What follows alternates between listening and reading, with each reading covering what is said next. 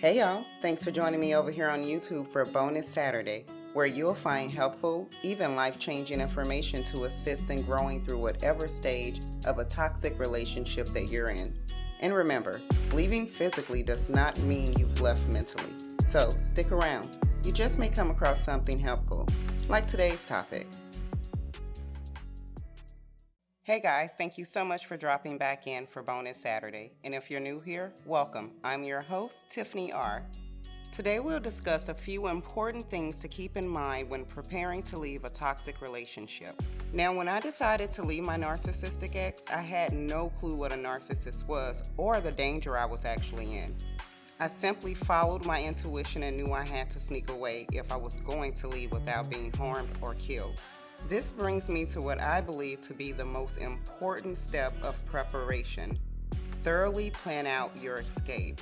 See, you have to understand the toxic individual has already prepared for this day, so they are already ahead. Once you've planned everything out, you want to now gather all important documents, for example, social security cards or birth certificates. If you are unable to gather the documents, then take pictures. I had to take a picture of my own payroll debit card, and could you believe he became upset when he found out I was spending the money on it?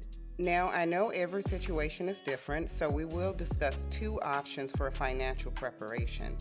In any situation, I would suggest saving every dime you are able to. So if you're lucky enough to have access to finances, it would be best to hide your cash in a safe place. I hid mine in the garage. He was afraid of hard work, so I knew he wasn't going to go in there.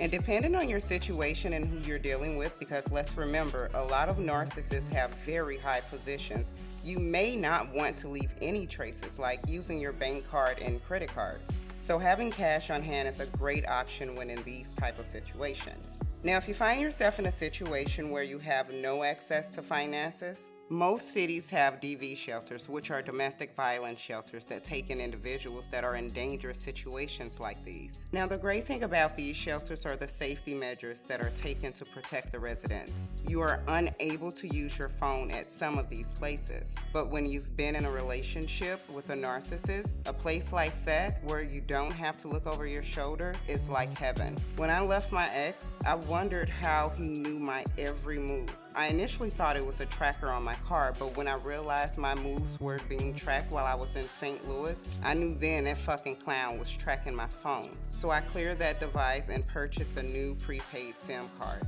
Shit, it actually took me some time to get another contract phone, even after healing and gaining my strength. I believe I may possibly have a bit of PTSD associated with that situation. Okay, now that you've finally escaped, the narcissist or toxic individual is going to take you through multiple stages. With the first being love bombing, it is so important to stand your ground, stay resilient, and do not go back. Going back leaves you with only two options. You could simply deal with being put through worse because they figure if you came back, then it was okay to treat you that way. Or like many others, sadly, you could go back and end up leaving in a body bag. So no matter how much they lie, cry, and beg, do not, I repeat, do not let their funky asses back in.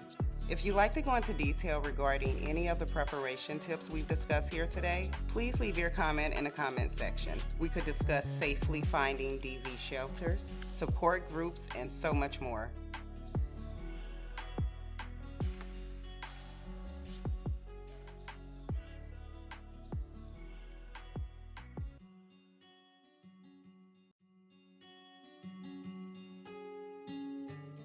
Thank you guys so much for joining me on YouTube for Bonus Saturday. And as always, make it a great day. The choice is literally yours.